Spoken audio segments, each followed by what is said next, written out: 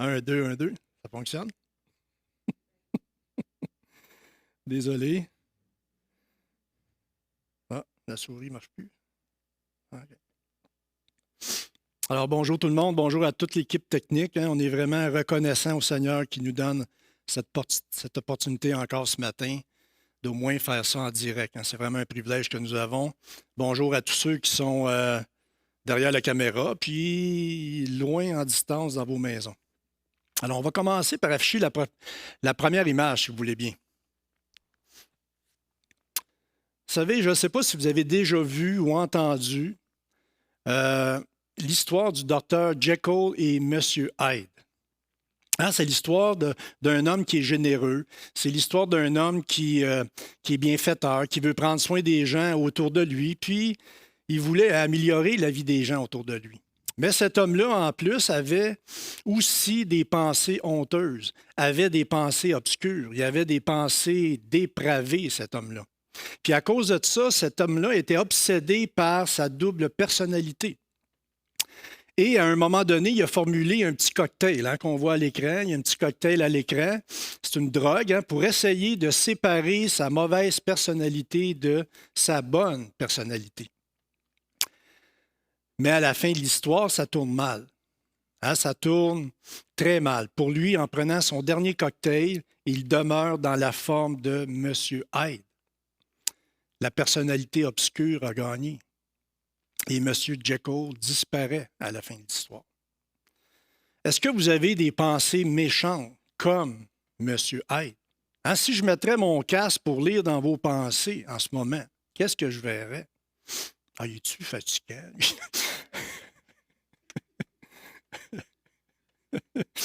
Avez-vous des combats comme ceux-là à l'intérieur de vous? Sommes-nous dans un combat pour mettre à mort ce M. Hyde? Sommes-nous dans un combat pour mortifier le péché dans nos vies, jour après jour?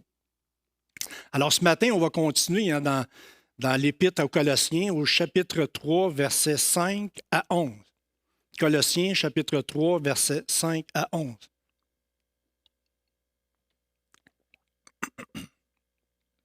Ici est la parole de Dieu. Faites donc mourir les membres qui sont sur la terre, l'impudicité, l'impureté, les passions, les mauvais désirs et la cupidité qui est une idolâtrie. C'est à cause de ces choses que la colère de Dieu vient sur les fils de la rébellion, parmi lesquels vous marchiez autrefois lorsque vous viviez dans ces péchés. Mais maintenant, renoncez à toutes ces choses, à la colère, à l'animosité, à la méchanceté, à la calomnie, aux paroles déshonnêtes qui pourraient sortir de votre bouche.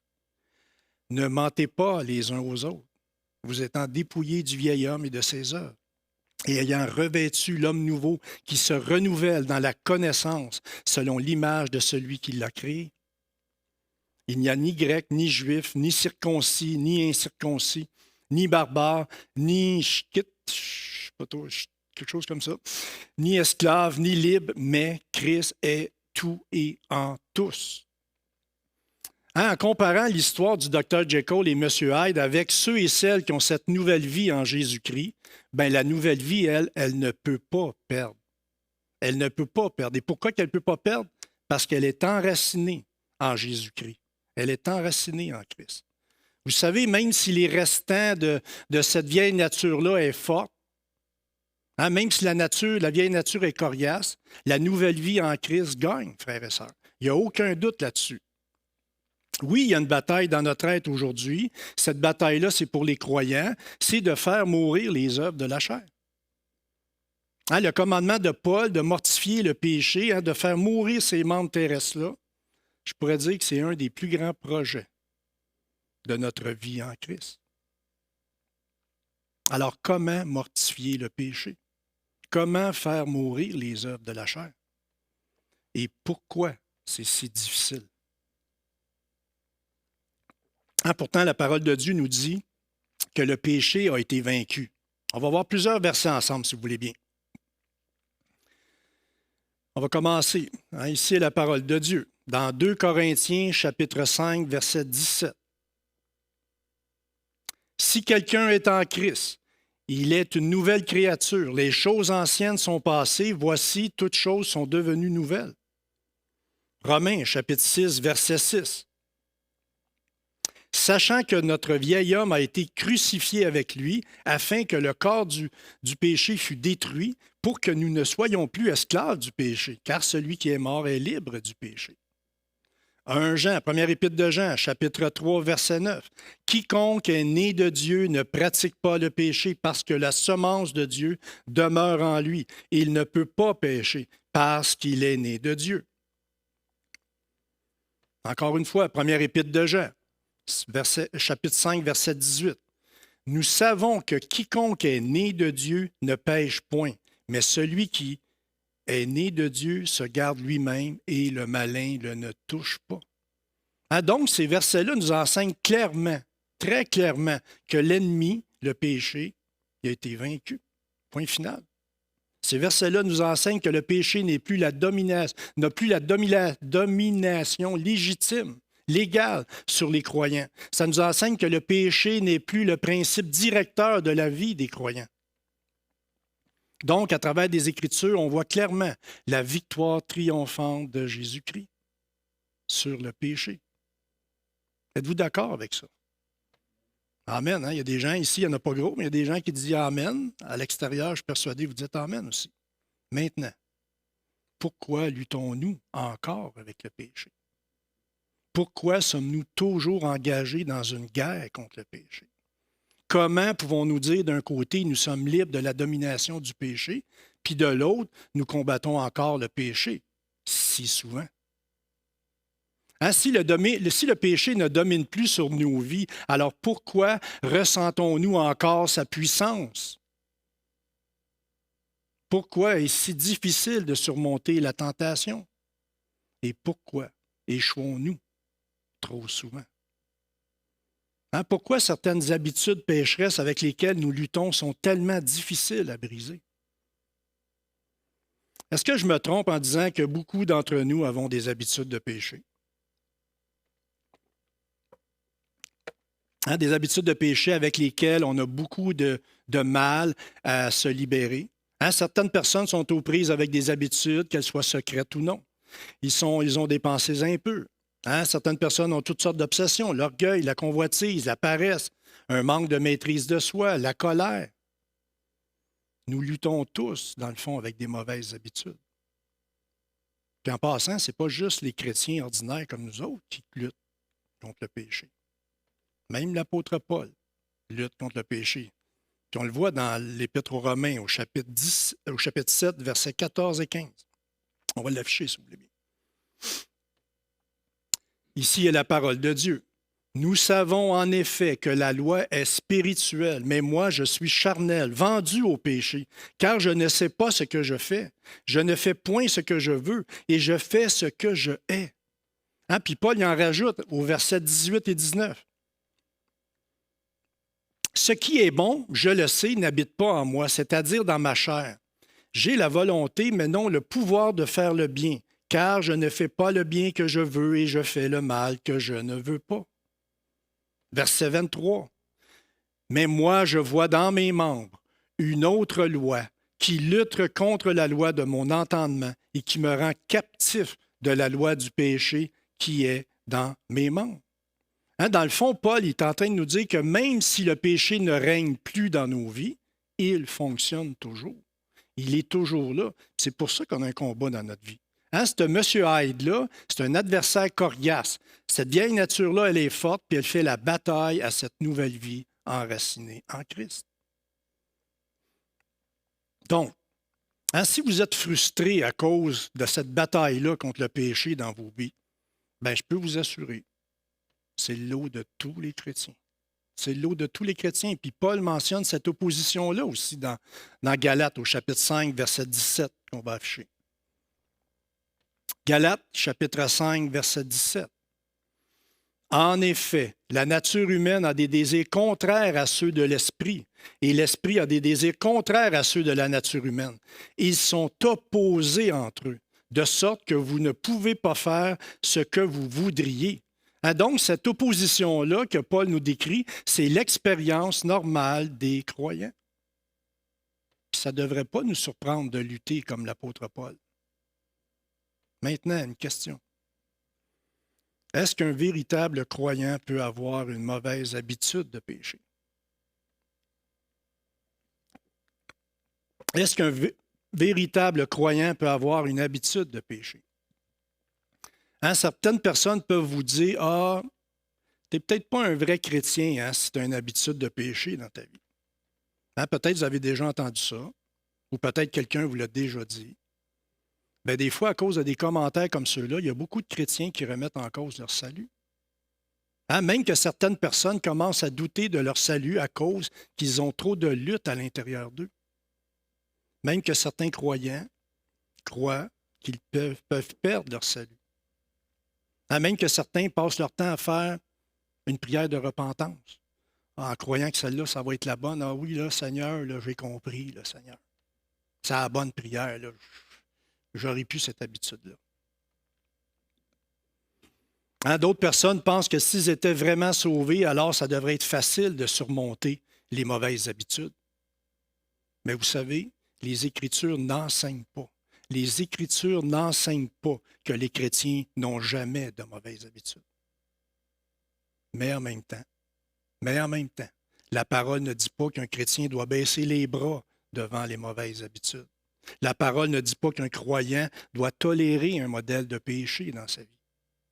Vous savez, les mauvaises habitudes, ça n'a pas sa place dans la vie des croyants. Puis ça, même si c'est l'expérience de chacun d'entre nous. Hein, nous devons continuellement lutter contre le péché avec l'aide du Saint-Esprit. Donc, frères et sœurs, si nous luttons contre une mauvaise habitude, nous n'avons aucune raison d'être ébranlés à propos de l'assurance de notre salut. On n'a aucune raison non plus de baisser les bras. Vous savez, ce combat-là, ça nous permet de nous rapprocher de Dieu constamment, continuellement. Ça nous permet d'admirer ce Dieu-là merveilleux pour qui il est et pour ce qu'il n'est pas. Écoutez ce que dit M. Ravi Zacharias. On va l'afficher, si vous voulez. M. Ravi Zacharias, c'est un grand apologète, hein? C'est un grand défenseur de la foi. Cet homme-là est décédé en 2020 du cancer, pour ceux qui ne savaient pas, l'année passée. Écoutez bien ce qu'il dit, c'est tellement vrai. Je pense que vous et moi devons comprendre que le péché, ce n'est pas seulement la violation d'une loi abstraite, c'est une violation de la personne de Dieu. C'est tellement vrai.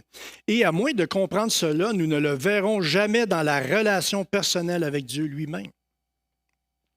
Lorsque Dieu donne la loi, ce n'est pas comme s'il cherchait à voir qui va être bon par rapport à la loi et qui va être mauvais par rapport à la loi, mais qui va reconnaître Dieu pour ce qu'il est et pour ce qu'il n'est pas. C'est entièrement vrai ce qu'il dit le monsieur. Vous savez, le processus de sanctification dans nos vies sur cette terre, c'est de se débarrasser de cette corruption résiduelle qu'on a. Comment? Par la connaissance grandissante de Dieu, avec l'aide du Saint-Esprit. Hein, dans un sens, on peut comparer cette corruption résiduelle-là à un linge de momie qui vient d'être ressuscité des morts. Hein, puis la guenille est encore poignée après, la guenille est accrochée après lui, comme dans l'histoire de Lazare, quand Jésus l'a ressuscité. Hein, Lazare, il est sorti, il avait les mains liées avec des bandages de lin dans ses mains, les pieds. Lazare, il est sorti vivant, mais il avait encore son costume de mort. Il y avait encore des restants d'un costume d'une personne morte. Puis en comparant cela à nous, bien, il y a des restes corrompus qui sont de notre mort spirituelle. Ces restes corrompus-là de notre mort spirituelle, ils restent accrochés à nous. Puis ces restes-là, c'est le péché qui nous mène une lutte, qui nous tente toujours. Vous savez, la victoire sur le péché dans nos vies, ça passe par le processus d'enlever ces linges funéraires-là qui sont accrochés après nous. Et ça, continuellement, tout au long de notre vie, jusqu'à ce que nous soyons finalement glorifiés. Amen. Donc, même si nous sommes libérés de l'esclavage du péché, même si nous avons un cœur nouveau puis des nouveaux désirs, le Seigneur met ces nouveaux désirs-là dans notre cœur. Même si le péché n'a plus de domination légale sur nous, nous avons toujours ces restes de péché-là qui restent attachés à nous. Et la parole nous dit de les faire mourir. Hein, ces deux vérités-là traversent le Nouveau Testament d'un bout à l'autre. D'un côté, en tant que croyants, nous sommes victorieux du péché puis du diable. Puis on doit crier, dans le fond, Amen à ça. Puis pourtant, d'un autre côté, en tant que peuple terrestre, nous ne sommes pas encore glorifiés. Donc, on est toujours enfermé dans cette lutte-là contre le péché sur cette terre. Le péché, il est toujours vivant, même s'il a été vaincu. Le péché, il a reçu un coup de mort, mais le péché n'a pas abandonné le combat pour autant. Vous savez, mener le péché, ça ne veut pas dire... Mener le combat contre le péché, ça ne veut pas dire de simplement essayer de calmer le péché. Ça ne veut pas dire de négocier non plus avec le péché ou de le remplacer par un autre péché qui nous semble moins important. Le péché, c'est un ennemi qui doit être combattu continuellement, qui doit être étouffé, qui doit être déraciné de nos vies. C'est ce que dit l'Écriture. Hein? Ici, elle nous dit de mortifier le péché, de faire mourir ces membres terrestres-là. Maintenant, à qui Paul parle? On va lire, si vous voulez bien. On va lire un petit peu plus haut, chapitre 3, versets 1 à 4. Ici est la parole de Dieu. Si donc vous êtes ressuscités avec Christ, cherchez les choses d'en haut, où Christ est assis à la droite de Dieu. Affectionnez-vous aux choses d'en haut et non à celles sur la terre, car vous êtes morts et votre vie est cachée avec Christ en Dieu. Quand Christ, votre vie, paraîtra, alors vous paraîtrez aussi avec lui dans la gloire. Hein, au verset 1, Paul parle à ceux et celles qui sont ressuscités avec Christ. Au verset 3, Paul parle à ceux et celles qui sont morts avec le Christ. Au verset 4, Paul parle à ceux et celles qui ont la vie du Christ et qui doivent apparaître avec lui dans la gloire. Hein, donc, ça s'adresse à ceux et celles qui ont cette nouvelle vie-là, enracinée en Jésus-Christ. Paul s'adresse aux croyants. Et si vous êtes un croyant, bien, votre position spirituelle qui nous décrit, c'est comme si vous occupiez littéralement le ciel avec Christ. C'est pour ça qu'il dit de vous concentrer sur les choses qui sont au-dessus et pas sur les choses qui sont sur la terre. Hein, François nous a parlé de ce passage-là la semaine dernière, de se focusser sur les choses qui sont en haut.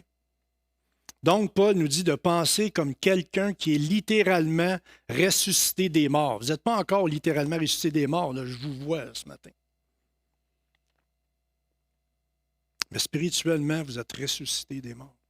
Vous savez, la nouvelle vie, ça ne veut pas dire que la bataille est terminée. La nouvelle vie en Christ, ça veut dire que la bataille a commencé. La bataille a commencé. Mais vous savez une chose qui est glorieuse, c'est que la victoire est assurée. Maintenant, on va revenir au passage de Colossiens, chapitre 3, verset 5. On peut l'afficher encore. Le commandement de Paul, hein, ici, faites donc mourir les membres qui sont sur la terre. C'est un commandement, hein, ce n'est pas une suggestion qu'il fait aux croyants. Il ne vous suggère pas ça, c'est un commandement. Paul utilise un langage ici qui est vraiment violent. C'est un langage de guerre. C'est une image d'une attaque offensive. C'est pas l'attaque d'offensive du Canadien de Montréal. Hein? Ben, hier, peut-être qu'ils ont bien joué hier. Mais de façon générale. Alors ici, Paul, c'est une attaque offensive qui nous parle.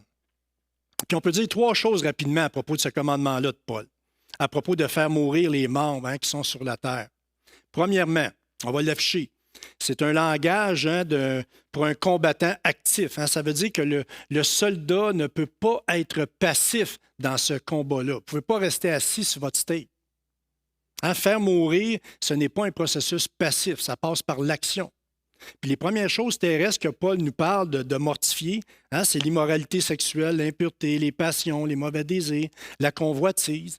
Ces péchés-là, ça se passe tout dans notre tête. Ça commence là au début. Hein? Puis Paul nous dit de les faire mourir, de tuer la pensée dans notre tête. Il nous dit de les mettre à mort dans notre tête. Paul nous dit la même chose, hein, d'être actif dans ce processus-là. On voit ça dans Romains, au chapitre 8, versets 12 et 13. On va l'afficher. Ici est la parole de Dieu. Ainsi donc, frères, nous ne sommes point redevables à la chair pour vivre selon la chair. Si vous vivez selon la chair, vous mourrez. Mais si par l'Esprit, vous faites mourir les actions du corps, vous vivrez. Hein, ça parle du même processus, par l'Esprit de faire mourir les actions du corps. Et donc, si vous êtes passif dans ce processus-là, dans votre réponse au péché, bien, le péché va profiter de nous, tout simplement. Hein, nous devons être actifs et non passifs dans ce processus-là de faire mourir les œuvres de la chair. C'est la première chose à saisir dans ce verset-là. Maintenant, la deuxième chose à retenir, on va l'afficher. Ça prend une action qui vise la mort. Ça prend une action qui vise la mort. Ça veut dire que nous ne pouvons pas être accommodants. Nous ne pouvons pas être tolérants envers le péché. On ne peut pas être bienveillant envers le péché. Est-ce que vous vous souvenez de l'histoire dans l'Ancien Testament de Saül et du roi Agag, le roi des Amalicites? Hein, John MacArthur, il montre un parallèle assez intéressant entre cette histoire-là et le péché. Hein, Dieu avait ordonné, si vous vous souvenez, à Saül d'exterminer les Amalicites. Hein, c'était une nation qui était hostile, hein, qui s'acharnait toujours sur les Hébreux. Puis Saül était censé de les anéantir, il était censé de détruire tout ce qu'il possédait. Mais Saül a été accommodant envers le roi Agag. Puis ça a donné comme résultat que les descendants sont revenus s'acharner sur les Hébreux. Une génération plus tard, dans le temps de David, ils sont revenus. Ils avaient repris des forces. Ils étaient venus les attaquer. Hein, ils ont même emmené en captivité une partie de la famille de David. Et là, David les cherchait. David les cherchait. Là, on ne l'affichera pas, on ne l'a pas, mais dans 1 Samuel, chapitre 30, verset 16, pour ceux qui prennent des notes. 1 Samuel, chapitre 30, verset 16. Regardez comment David les a retrouvés. Il faisait le party. Et voici, les Amalicites étaient répandus sur toute la contrée, mangeant, buvant et dansant. Pourquoi? À cause du grand butin qu'ils avaient enlevé du pays des Philistins et du pays de Juda.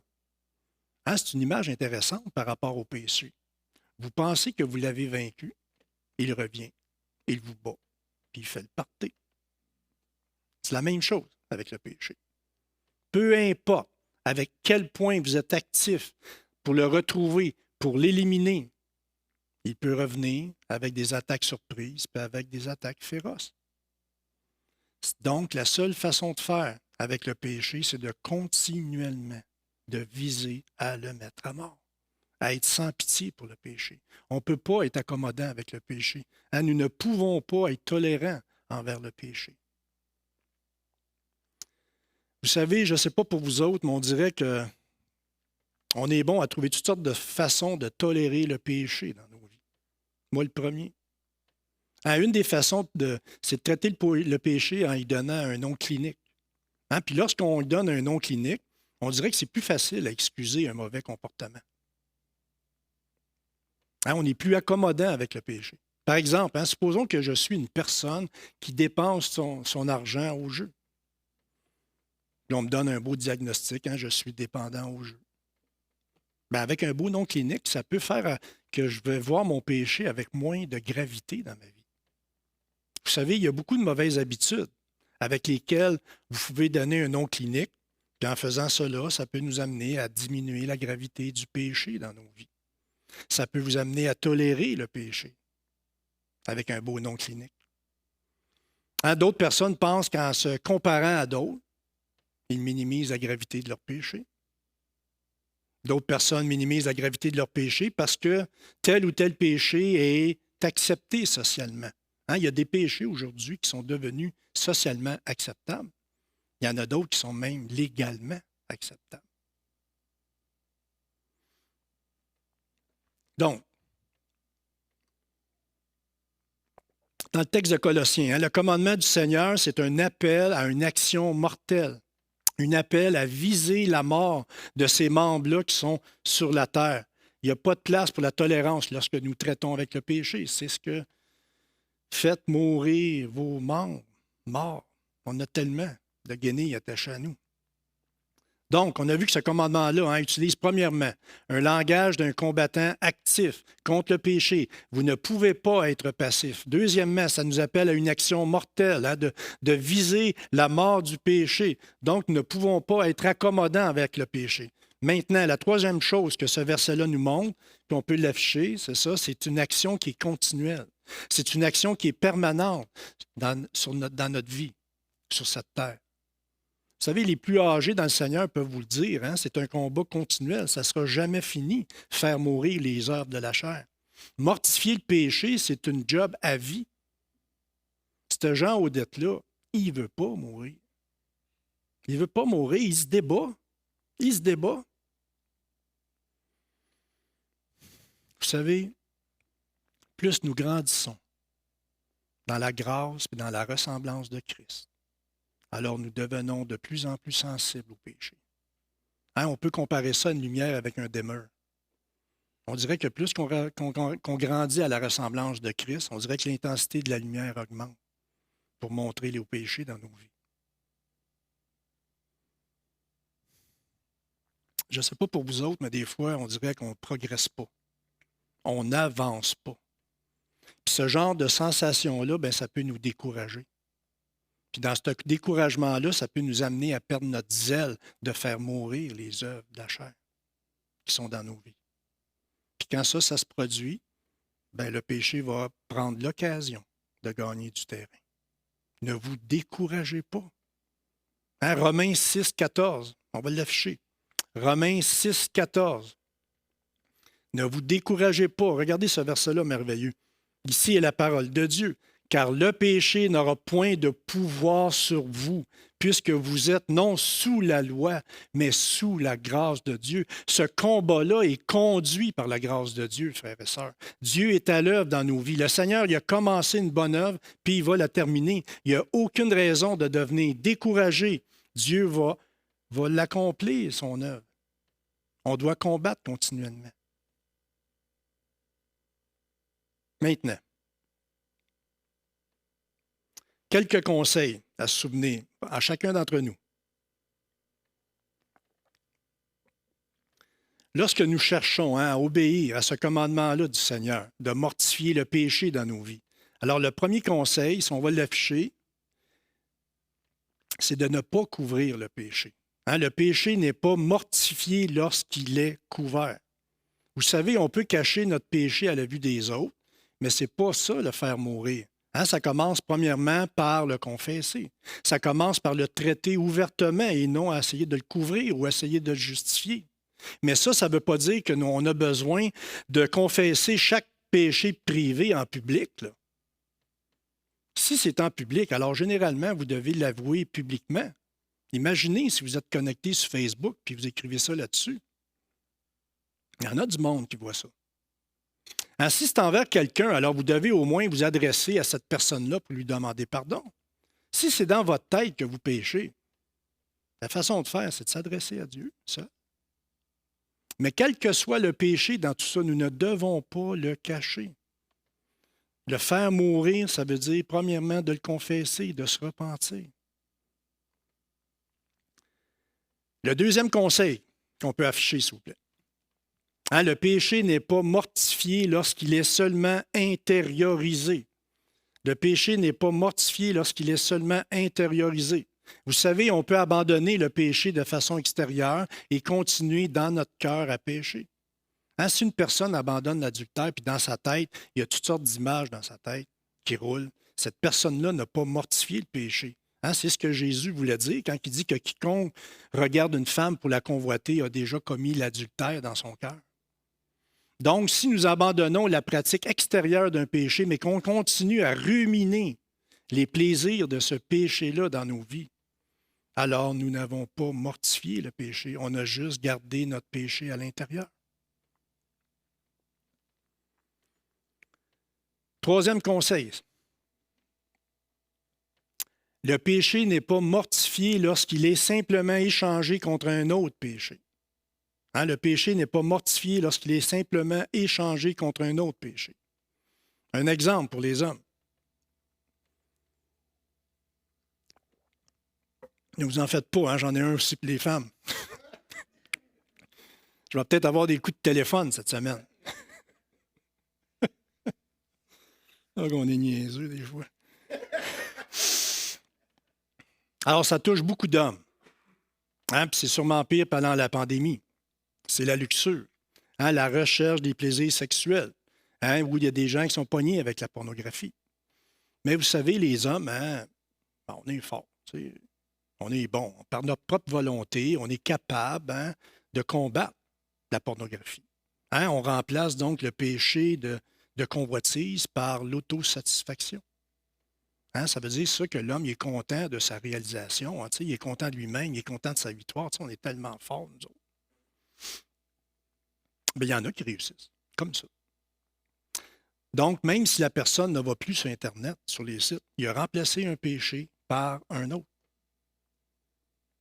Maintenant, un exemple pour les femmes.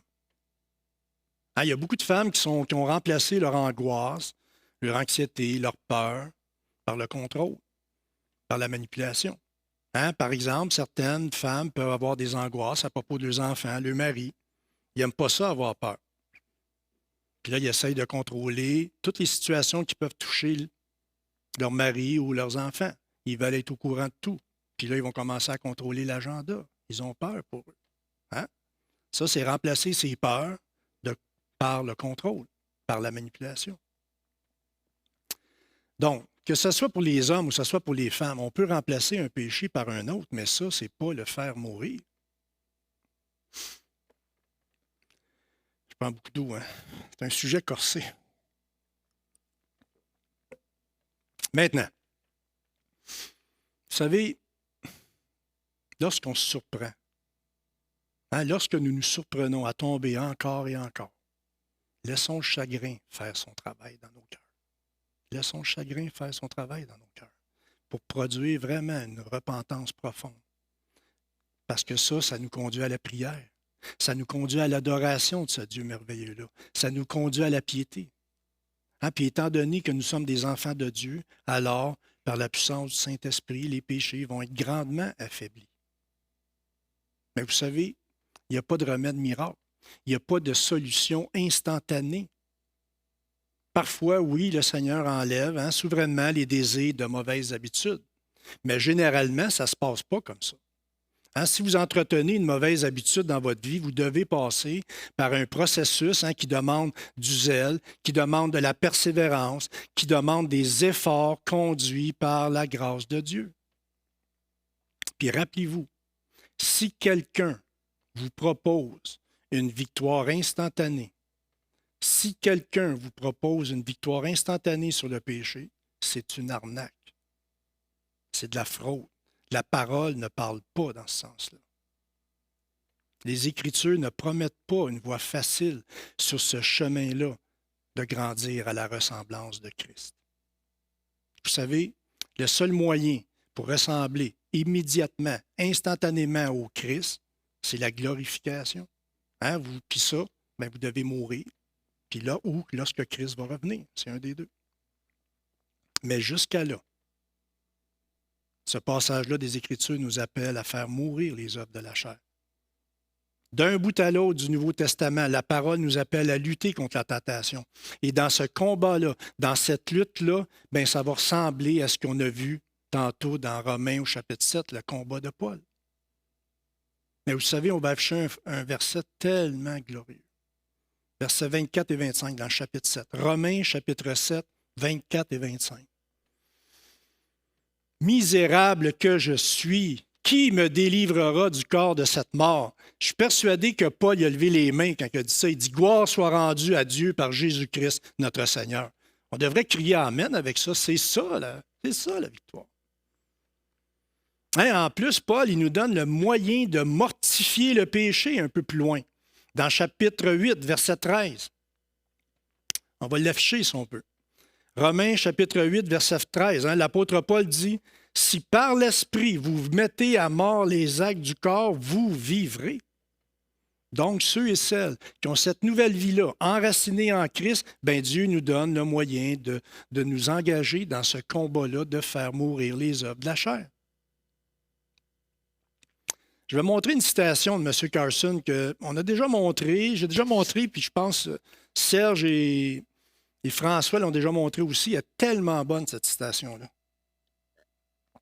On va l'afficher. Les gens ne dérivent pas vers la sainteté. Ça veut dire que si vous êtes assis sur votre steak, vous n'allez pas vers Dieu. C'est ça que ça veut dire. Il dit, en dehors des efforts conduits par la grâce de Dieu, hein, si vous êtes en dehors de ça, regardez ce qui se passe. Les gens ne sont pas attirés par la piété, par la prière, par l'obéissance à l'Écriture, à la foi et le plaisir du Seigneur. Nous dérivons vers le compromis et nous appelons cela la tolérance. Nous dérivons vers la désobéissance et nous appelons cela la liberté. Puis il continue, il y a beaucoup de textes là-dessus, mais je vais m'arrêter là. Hein, faire mourir les œuvres de la chair, ce sont des efforts conduits par la grâce de Dieu. Pour terminer,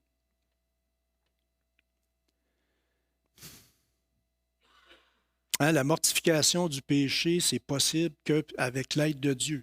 Nous n'avons aucun pouvoir en nous pour faire mourir le péché. La seule puissance qui peut mortifier le péché, c'est avec l'aide de Dieu, la puissance du Saint-Esprit. Puis ça veut dire que si vous n'êtes pas un chrétien, bien, tout ce qu'on a dit ce matin, ça n'a pas beaucoup d'utilité pour vous. Parce que le péché finira par vous détruire. Puis c'est pour cela que vous avez besoin d'un sauveur, comme les chrétiens. Je vais ouvrir une parenthèse, si vous voulez bien. J'ai un peu de temps. Quelqu'un qui n'est pas chrétien ne peut pas mortifier le péché.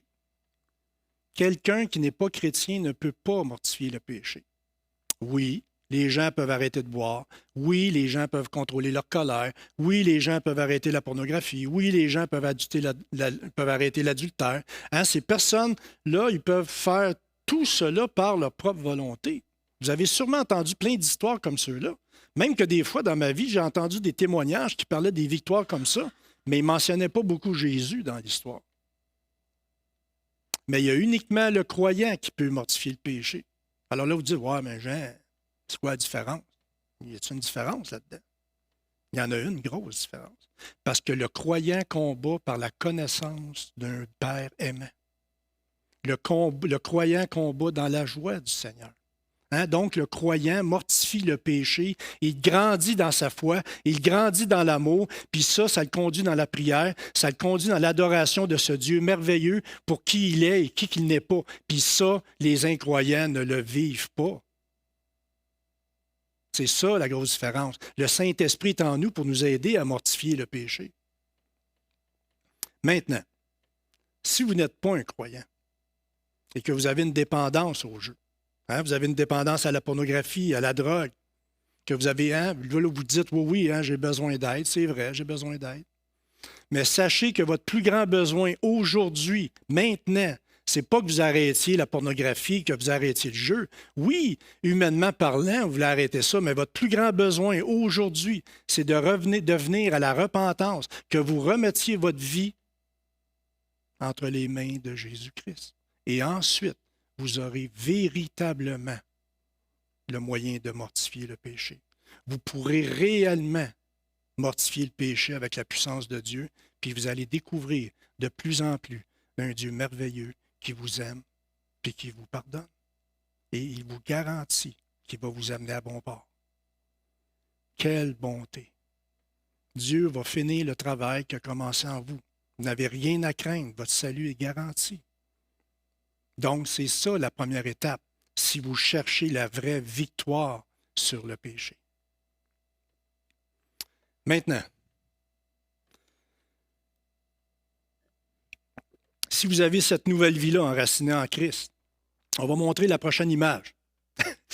Ne vous en faites pas, ce n'est pas une erreur. Ce n'est pas une erreur. Votre vie sur Terre peut ressembler un petit peu à cette image-là. Vous savez, c'est en jasant avec Daniel Gagné la semaine dernière au Flambeau qui m'a fait penser à ça. Il me disait, ouais, mais il dit, on est accroché à Christ, mais Christ est en haut, puis nous autres, on a la tête en bas. Il dit, quand on regarde notre vie, on a des maux de cœur. Bien, c'est pas mal ça. C'est pas mal vrai. Ça nous donne des maux de cœur. Alors, si vous croyez, vous êtes un croyant en Christ, mettons nos efforts conduits par la grâce de Dieu pour faire mourir les œuvres de la chair qui nous donnent des maux de cœur. Ne soyons pas accommodants envers le péché. Ne faisons pas de compromis avec le péché. Visons à le tuer activement. C'est la seule voie biblique qui nous montre, qui nous amène vers la ressemblance de Christ. Puis dans tout cela, ne vous découragez pas. Ne soyez pas découragés. Vous êtes sur le chemin de la victoire. Le Seigneur vous garde dans sa main encore et encore et encore. Toujours. Le Seigneur vous garde. Puis rappelez-vous ce texte merveilleux-là qu'on a lu tantôt dans Romains chapitre 7, verset 24. Tellement victorieux, tellement réconfortant pour chacun d'entre nous. Je l'ai mis en version sommaire. Qui nous délivrera de ce corps de mort? Nous remercions Dieu, c'est par Jésus-Christ notre Seigneur. On devrait tous dire Amen à ça. Amen. Prions, s'il vous plaît. Père du ciel, on est vraiment reconnaissant de ta bonté. On est vraiment reconnaissant de ton amour pour chacun d'entre nous. On est vraiment reconnaissant de Jésus-Christ mort à la croix pour nous libérer, Seigneur, de ces péchés-là. Seigneur, merci qu'à travers Paul, tu nous appelles à faire mourir les membres sur cette terre, de faire mourir les œuvres de la chair. Seigneur, on a tellement besoin de ton aide, mais on est victorieux parce que tu nous as donné le Saint-Esprit. On marche vers la victoire et on ne devrait pas se décourager. Seigneur, puisses-tu nous aider de jour en jour à combattre de plus en plus dans nos vies ces membres qui restent accrochés après nous comme des linges sur une momie. Seigneur, on est vraiment reconnaissant que tu nous donnes cette victoire-là et puisses-tu être glorifié de jour en jour dans nos vies. Amen.